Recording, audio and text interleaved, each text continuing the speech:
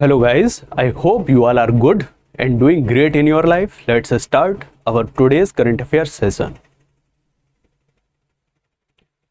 देखते हैं international wheelchair day 2025 observe किया गया, जिसमें सुगम यात्रा को ऑर्गेनाइज किया गया। कहाँ पर? राजीव चौक मेट्रो स्टेशन पर, न्यू दिल्ली। ठीक है।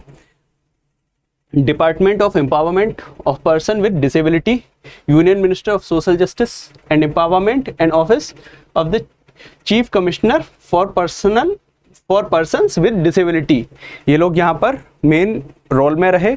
अब इस पूरे के पूरे जो इवेंट हुआ है, जो हमने सुगम यात्रा ऑर्गेनाइज की है, इस पूरे के पूरे इवेंट को सपोर्ट किस किस ने किया है? तो किया है Deendayal Upadhyaya National Institute for Persons with Physical Disabilities. उसके बाद में Sign Language Research Training Centre है, दिल्ली मेट्रो रेल कॉरपोरेशन है, फिर समर्थन सेंटर फॉर यूनिवर्सल एसेसिबिलिटी है। ठीक है, जिन लोगों ने इस पूरे के पूरे इवेंट को क्या किया है? सपोर्ट किया है। ठीक है, ऑर्गेनाइज कराने में। इसके बाद अगला न्यूज क्या है?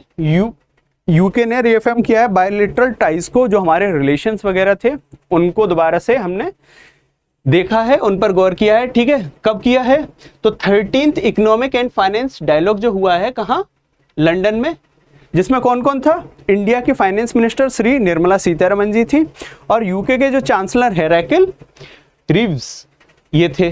तो इस 13 जो इकोनॉमिक फाइनेंस डायलॉग हुआ है लंदन में, यहाँ पर इन चीज़ों को एनालाइज किया गया। और फिर चीज़ें क्या क्या निकल के सामने आई? चीज़ें निकल के सामने आई कि पहला तो फ्री ट्रेड एग्रीमेंट FTA, ठीक है। फिर बायलैटरल इन्वेस्टमेंट ट्रीटी।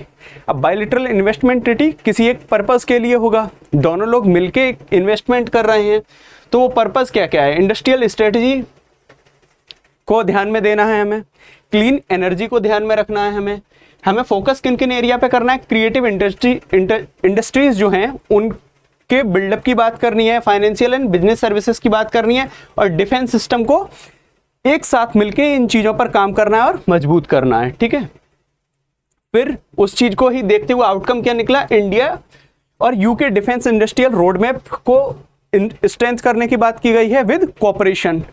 उसके बाद में financial service trade between two nation को बताया गया है कि फ्यूचर में जो ग्रोथ हम करेंगे वो दोनों साथ में मिलकर करेंगे, तो उस तरह की बातों पर भी गौर किया गया है।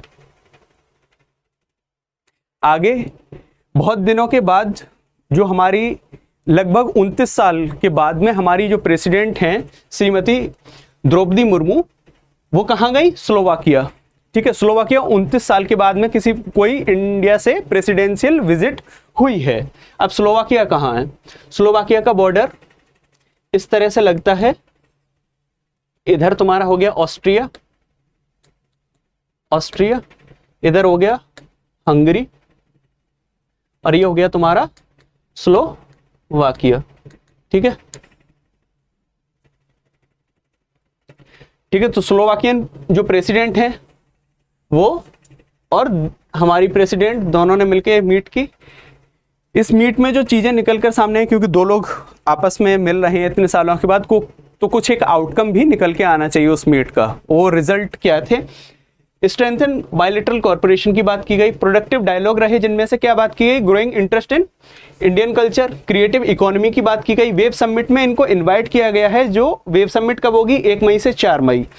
तो हमारी जो प्रेसिडेंट हैं उन्होंने स्लोवाकियन प्रेसिडेंट को इनवाइट किया है कि आप हमारी वेब समिट में आएँ, जो वेब समिट मुंबई में कब से कब होगी? 1 से 4 मई। ठीक है, ये सारी बात हुई। उसके साथ में 2 MOU भी साइन हुए हैं।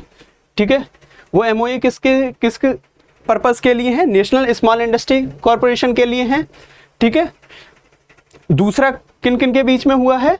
Sushma Swaraj institute of foreign service जो है, और Slovakian ministry of foreign affairs जो है, इन दोनों ने एक पैक्ट साइन किया है। किसके लिए? डिप्लोमेटिक जो हमारे रिलेशंस हैं उनको स्ट्रेंथन करने के लिए।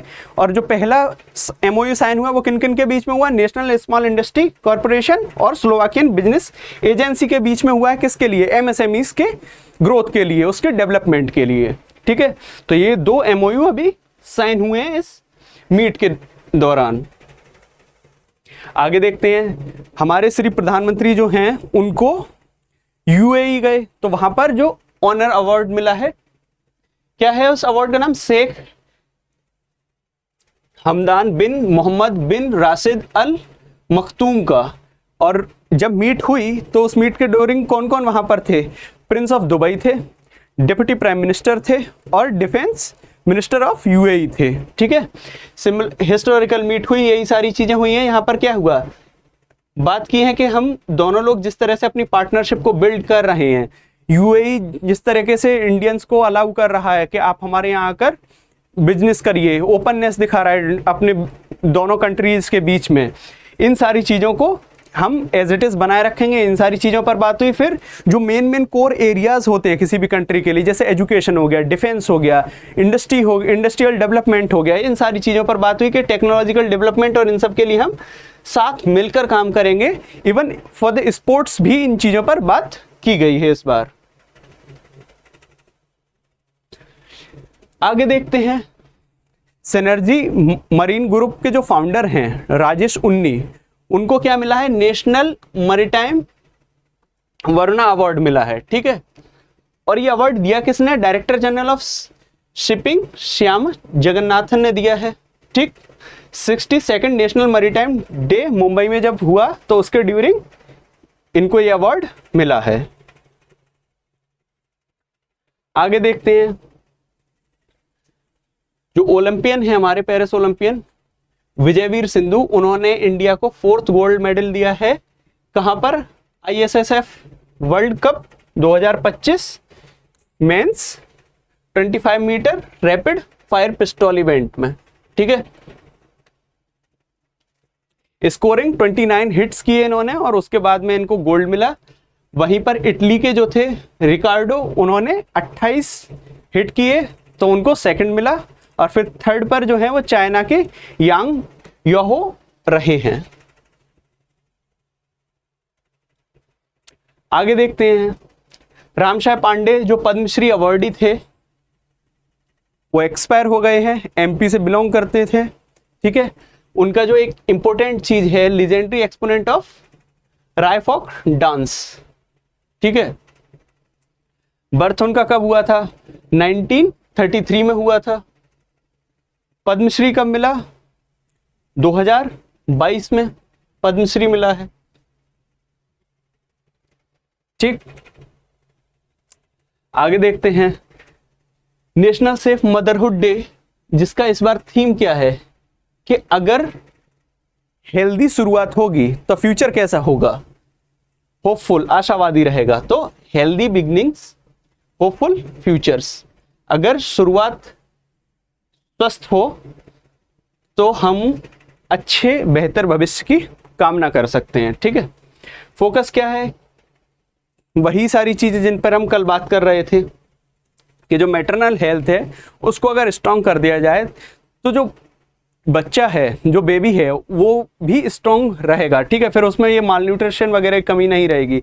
अभी तुम इंडिया में देखोगे तो बहुत सी रिपोर्ट्स तुमको ये क्लियर कर देंगी कि माँ में इतना न्यूट्रिएंट्स नहीं है कि वो बच्चे को दे सकें। जो बच्चा बर्थ ले रहा है उसमें वो सारी चीज़ों की कमी जो होती है, कभी कभी बच्चा जब जन्म लेता है तो बच्चे में बहुत सारी चीज़ों की कमी देखने को मिलती है। उसका सीधा सीधा इम्पैक्ट है कि जो मदर हैं उनमें न्यूट्रिएंट्स की कमी है।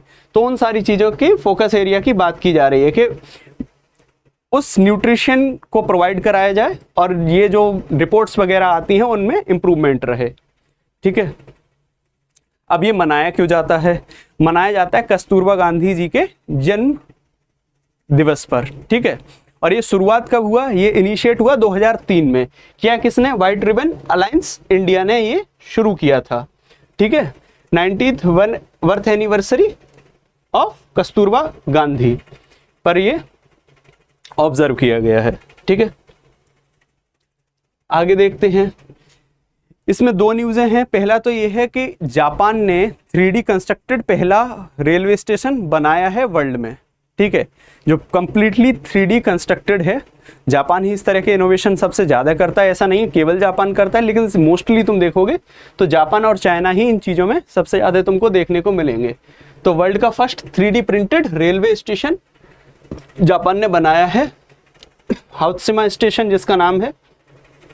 अगला क्या है? अगला ये है, वर्ल्ड मेट्रोलॉजिकल जो ऑर्गेनाइजेशन है उसने 4 जो हरिकेन्स थे, ठीक है, उनको हटा दिया है, रिमूव कर दिया है और उनकी जगह रिप्लेस कर दिए हैं न्यू हरिकेन्स। अब वो जो 4 हटाए हैं उनके नाम क्या है? ब्राइल, हेलेने, मिल्टन और जॉन, जिनमें से 3 जो है वो अटलांटिक ओशियन में थे, एक ईस्ट पैसिफिक ओशियन में आया था, ठीक है। जो ब्राइल था वो कैटेगरी 5 का था हरिकेन, जिसको रिप्लेस कर दिए हैं किससे? इन सारे के सारे को रिप्लेस किन किन से किए हैं? बैरेना, होली और मैग्यूल से, जो अटलांटिक में थे, और जैक को रिप्लेस कर दिए हैं ईस्टर्न पैसिफिक वाले से, ठीक है।